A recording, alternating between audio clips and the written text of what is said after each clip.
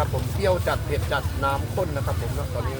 อยู่ตลาดไทยหมู่บ้านปทุมนะขอบคุณมากครับเดี๋ยวไปก่อนกันนึงเนาะครับเอาไปหมู่บ้านน้องเราไปดูกันนะครับผมเปรี้ยวจัดเผ็ดจัดน้ำข้นเป็นยังไงซึ่งนะครับผมเปรี้ยวจัดเผ็ดจัด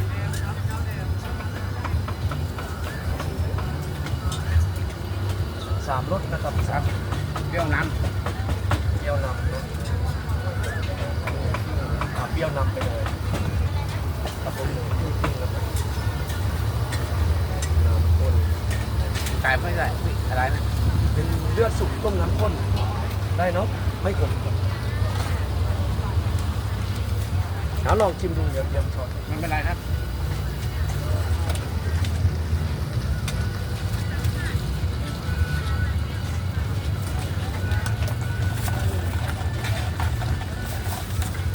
กินได้นะ ไม่เป็นไรครับ